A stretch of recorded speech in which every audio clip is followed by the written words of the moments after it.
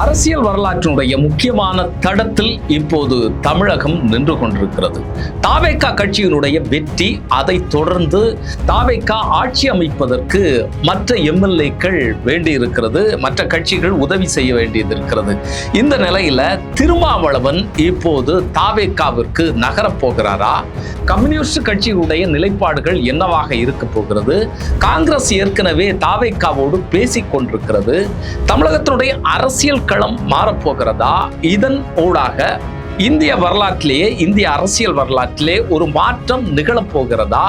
எதற்கெல்லாம் சாத்தியக்கூறுகள் இருக்கிறது? ரொம்ப ரொம்ப நுட்பமான அரசியல் பார்ப்போம் காணொலியில். தமிழகத்துல தாவேகா கட்சியினுடைய வெற்றி பல மாற்றங்களுக்கு இந்த கட்சி வித்திட்டு இருக்கிறதோ அப்படிங்கிற பல்வேறு கேள்விகள் எழுந்திருக்கிறது. ஏன்னா தாவேகா ஆட்சி அமைக்கணும்னா 118 இடங்கள் தேவை, எம்எல்ஏக்களுடைய ஆதரவு தேவை. ஆனா இப்போது அவர்களுக்கு இருக்கிறது பார்த்தீங்கன்னு சொன்னா 107. அறுதி பெரும்பான்மை இல்லாமல் அதிக இடங்களை பெற்ற கட்சியாக, ஒற்றை கட்சியாக தாவேகா தான் இருந்து கொண்டிருக்கிறது. அவர்களுக்கு 11 எம்எல்ஏக்களுடைய ஆதரவு வேணும். இந்த இடத்துல தான் எந்த கட்சிகள் இப்போது உதவ போகின்றன அப்படிங்கிற மிகப்பெரிய கேள்விகள் எழுந்திருக்கிறது. பின்னணியில பல கட்சிகளோடும் அவர்கள் பேசிக்கொண்டிருப்பதாக செய்திகள் வெளியாகி கொண்டே இருக்கிறது. இதுல பார்த்தீங்கன்னு சொன்னா முன்களத்துல நிற்பது காங்கிரஸ் தான். ஏற்கனவே வாக்குகள் எண்ணிக்கொண்டிருந்த போது தாவேகாவினுடைய வெற்றி உறுதி செய்யப்பட்ட அந்த நிலையிலேயே இந்த வெற்றியை காங்கிரஸ்காரர்கள் கொண்டாடி கொண்டிருந்தார்கள். அவர்களுடைய வெற்றி எந்த வகையில் அமையும், அவர்கள் தோல்வி அடைவார்களா, வெற்றி அடைவார்களா, எத்தனை தொகுதிகளை பிடிப்பார்கள் அப்படிங்கிற கணக்குகள் எல்லாம் வேற. ஆனா விஜய் அவர்கள் வெற்றி முகம் கண்டு கொண்டிருக்கிறார் அப்படிங்கிற போதே அவர்கள பலரும் ட்வீட் போட ஆரம்பிச்சாங்க, சோசியல் வலைதளங்கள்ல பேச ஆரம்பித்தாங்க, வாழ்த்துக்களை தெரிவித்தார்கள். ஒருபடிக்கு மேல கிரீஷ் ஜோடங்கர் பத்திரிகையாளர்களை சந்திச்சு பேசினாரு. நாங்க தாவேகாவோடு கூட்டணி வைப்பதற்கு தயாராக இருக்கிறோம், மேலிடத்துல நாங்க தகவல் அனுப்பி இருக்கிறோம், ராகுல் காந்தி அவர்களுக்கும் மல்லிகார்ஜுனா அவர்களுக்கும் நாங்க இந்த செய்தியை அனுப்பி இருக்கிறோம் அப்படிங்கிறத சொன்னாரு. மேலிடம் முடிவை எடுப்பாங்க அப்படிங்கிறது சொல்லப்பட்டது. தமிழகத்துல பாத்தீங்கன்னு சொன்னா மாணிக்கம் தாக்கூர், அதுபோல கார்த்திக் சிதம்பரம் இவர்கள் எல்லாமே தங்களுடைய ஆதரவை இப்போது தாவேகாவுக்கு தெரிவித்துக் கொண்டிருக்கக்கூடிய ஒரு நிலை உருவாகி இருக்கிறது. அப்போ காங்கிரஸ் இதுல தெளிவாக இருக்கிறது, நம்ம தாவேகா கூட போலாம் அப்படிங்கிறது தான். ஏற்கனவே இந்த கூட்டணி பேச்சுவார்த்தைகள் நடைபெற்ற போது ரொம்ப இழுபறையோட தான் திமுக கூட இவர்கள் கூட்டணி வைத்தார்கள். கே.சி. வேணுகோபால், கிரீஷ் ஜோடங்கர், தமிழகத்தில் இருக்கக்கூடிய பல தலைவர்களும் தாவேகாவோடு போவதற்கு முயற்சியை மேற்கொண்டார்கள். ராகுல் காந்தியை விஜய் அவர்களோடு பேசினார் அப்படிங்கிற செய்திகள் எல்லாம் நமக்கு தெரியும்.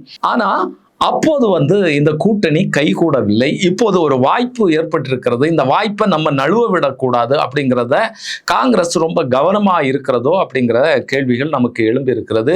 நேற்று இரவே ராகுல் காந்தி அவர்கள் விஜய் அவர்களோடு பேச ஆரம்பிச்சிட்டாரு. இவங்க எப்படி இந்த கூட்டணி அமைத்துக் கொள்ளலாம், எந்த அமைச்சர் பதவி எங்களுக்கு கிடைக்கும் அப்படிங்கிறது வரைக்கும் அவர்கள் பேசினதாக தகவல்கள் வெளியாச்சு. இன்னொன்னு பாமக இருக்கிறது. பாமக விஷயத்துக்கு பின்னால வருவோம். அதற்கு முன்னால பாத்தீங்கன்னு சொன்னா திருமாவளவன் அவர்கள் திமுகவோடு தொகுதி பங்கீடு ஏற்பட்ட போதே ரொம்ப மன வருத்தத்துல திருமாவளவன் அவர்கள் இருந்தாரு. தொடர்ந்து வேட்பாளர்களை அறிவிக்கிறதுல மிகப்பெரிய சிக்கல்கள் இருந்தது. களத்திலேயே பெரிய அளவிற்கு தொண்டர்கள் வேலை செய்யல அப்படிங்கிற பரவலான குற்றச்சாட்டுகள் எழுந்தது. எலெக்ஷன் அந்த கவுண்டிங் எண்ணுறதுக்கு முன்னாலேயே இவர் திருமாவளவன் தன்னுடைய அதிருப்தியை வெளிப்படுத்தினாரு அப்படிங்கிறத நம்ம பார்த்தோம். இப்போ தாவேகா வெற்றி பெற்ற பிறகு அவர் ஒரு அறிக்கை வெளியிட்டிருக்கிறாரு. அதுல ரொம்ப ரொம்ப முக்கியமான விஷயத்தை நம்ம பார்க்க வேண்டியதாக இருக்கு. விசிகா முன்மொழிந்த ஆட்சியை தமிழக மக்கள் வழிமொழிந்திருக்கிறார்கள், அவர்களுக்கு நன்றி அப்படின்னு சொல்லியிருக்கிறாரு. தங்களுக்கு வாக்களித்த திமுக கூட்டணிக்கு வாக்களித்த மக்களுக்கும் நன்றி அப்படிங்கிறத பேசியிருக்கிறாரு. இந்த தொனியை கவனிச்சோம்னா தெரியும் நமக்கு.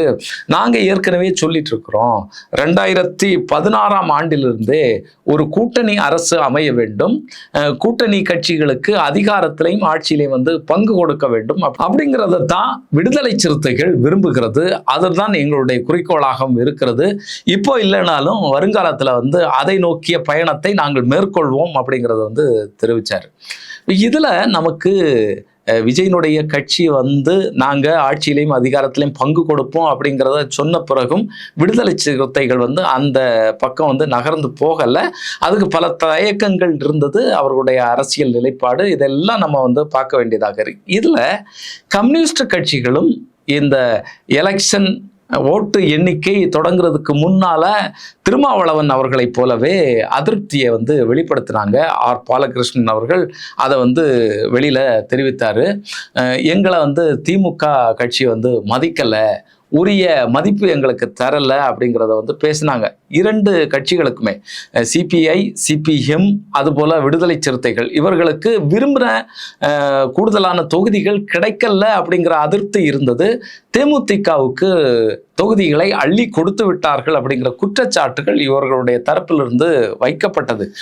பொது வெளியில் இல்லாமல் இருந்தால் கூட அதுதான் இவர்களுடைய குற்றச்சாட்டாக இருந்தது. இந்த நிலையில் பார்த்தீங்கன்னு சொன்னால் இப்போது இந்திய கம்யூனிஸ்ட் கட்சியினுடைய மாநில செயலாளர் வீரபாண்டியன் அவர்கள் வந்து ஒரு செய்தியை தெரிவித்திருக்கிறாரு.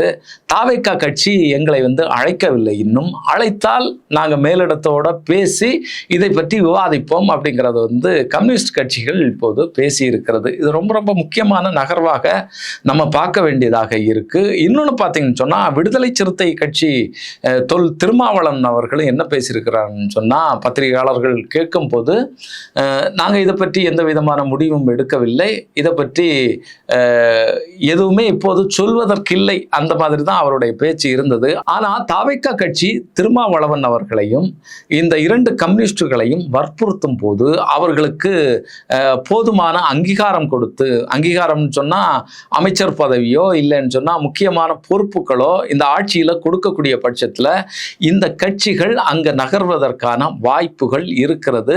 இதை வந்து இவர்கள் மறுக்கவில்லை அப்படிங்கிறது நம்ம இப்போது நடந்து கொண்டிருக்கக்கூடிய நிகழ்வுகள்லேருந்து நமக்கு தெரிகிறது. இன்னொன்று பார்த்தீங்கன்னு சொன்னால் காங்கிரஸ் வந்து இதில் போகும், அதில் அவர்களுக்கு எந்த விதமான தயக்கம் இல்லை.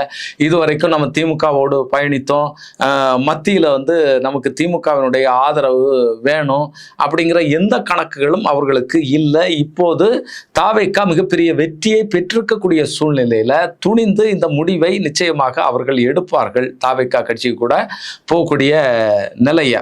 அப்போ 2029 பாராளுமன்ற தேர்தலுடைய கணக்கிலையும் இந்த கூட்டணி களங்கள் மாறும் அப்படிங்கிறதையும் நம்ம பார்க்க வேண்டியதாக இருந்து, ஏற்கனவே பார்த்தீங்கன்னு சொன்னால் மக்கள் நல கூட்டணி அப்படிங்கிற பேரில் கம்யூனிஸ்டுகள், திருமாவளவன், அதுபோல் வைகோ, தேமுதிக எல்லாம் சேர்ந்து ஒரு கூட்டணியை வந்து அமைச்சாங்க.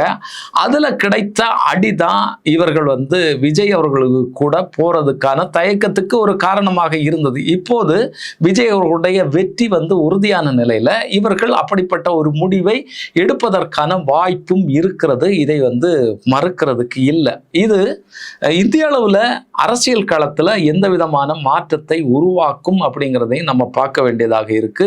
இன்னொன்று பார்த்தீங்கன்னா விஜய் அவர்களுடைய வெற்றி வந்து ஸ்திரமான வெற்றியா அப்படிங்கிற ஒரு பார்வையும் நம்ம பார்க்க வேண்டிய ஒரு அவசியம் இருக்கிறது. என்னன்னு சொன்னா இந்த கட்சிக்கு அடிப்படையான கட்டமைப்புகள் எதுவுமே இல்லை.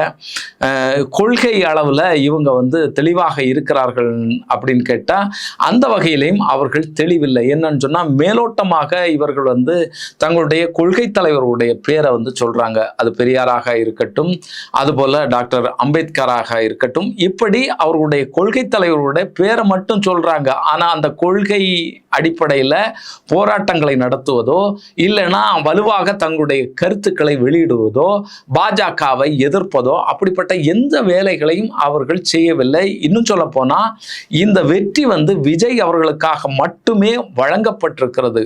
திமுக தரப்புல அதிருப்தி இருக்கிறது, அவருடைய ஆட்சி சரியில்லை அப்படி இப்படின்னு சொல்லி போற போக்கில் நிறைய பேர் சொல்லிட்டு போனாங்க. ஆனா இந்த 5 வருட காலத்துல அவர்களிடத்துல நிறைய குறை இருக்கிறது, அதை மறுக்கிறதுக்கு இல்லை. ஆனா மிகப்பெரிய சாதனையையும் திமுக எட்டி இருக்கிறது அப்படிங்கிறதையும் நம்ம இந்த இடத்துல இருந்து பார்க்க வேண்டியதாக இருக்கு. இப்படி நம்ம கம்பேர் பண்ணி பார்க்கும்போது தாவேகா நாளைக்கு எதிர்காலத்துல வந்து தமிழக மக்கள் வந்து தொடர்ந்து ஆதரவை இந்த கட்சிக்கு வழங்குவார்கள் செய்வார்களா அப்படிங்கிற கேள்விகள் எல்லாம் இருக்கிறது. இந்த 5 வருட கால செயல்பாடுகள், அவங்க இந்த ஆட்சியில வந்து என்ன செய்யறாங்க, மக்கள் நலத்திட்டங்கள்ல இருந்து பாஜகவை எதிர்ப்பது. ஏன் நான் திருப்பி திருப்பி பாஜகவை எதிர்க்கிறேன் அப்படின்னு சொல்றேன்னு சொன்னா, மேலிடத்துல இருந்து அவர்கள் திணிக்கக்கூடிய அவர்களுடைய அபிலாசைகளுடைய அடிப்படையில, அவர்கள் எந்த விதமான சிந்தனையினுடைய அடிப்படையில இங்க இருக்கக்கூடிய மாநிலங்கள்ல ஆளணும்னு நினைக்கிறாங்களோ, அதிகாரத்தை செலுத்தணும்னு நினைக்கிறாங்களோ, அதையெல்லாம் எதிர்க்கக்கூடிய நிலையில விஜய் அவர்களும் தாவேகா கட்சியும் இருக்குமா அப்படிங்கிற பல்வேறு கேள்விகள் இருக்கிறது. இதை பொறுத்து தான், இவர்களுடைய ஆட்சியை பொறுத்து தான் வரக்கூடிய நாட்கள்ல தமிழக மக்களுடைய ஆதரவு நிச்சயமாக இருக்கும். இப்போ ஓட்டு போட்டு தேர்ந்து எடுத்துட்டாங்க. பல தொகுதிகளிலையும் தாங்கள் வந்து எந்த தாவேகா வேட்பாளருக்கு ஓட்டு போட்டோம் அப்படிங்கிறது கூட அந்த தொகுதியில் இருக்கக்கூடிய மக்களுக்கு தெரியாது, தொண்டர்களுக்கு தெரியாது, அவருடைய ரசிகர்களுக்கு தெரியாது. ஏன்னா அவர்களுக்கு தெரிந்தது ஒன்று தான், விசில் விஜய். விஜயை வந்து ஆட்சிக்கு வரணும் அப்படிங்கிற நோக்கத்தில் தான் இந்த ஓட்டுகள், பெருவாரியான ஓட்டுகள் வழங்கப்பட்டது அப்படிங்கிறது நம்ம மறுக்கிறதுக்கு இல்லை. இந்த வகையில் இப்படிப்பட்ட முடிவுகளை கம்யூனிஸ்டுகளும் திரும்பவும் எடுப்பார்களா அப்படிங்கிற மிகப்பெரிய கேள்வி இருக்கிறது. காங்கிரஸை விட்டுட்டோம்னா இப்படிப்பட்ட ஒரு பார்வை இருக்கிறது.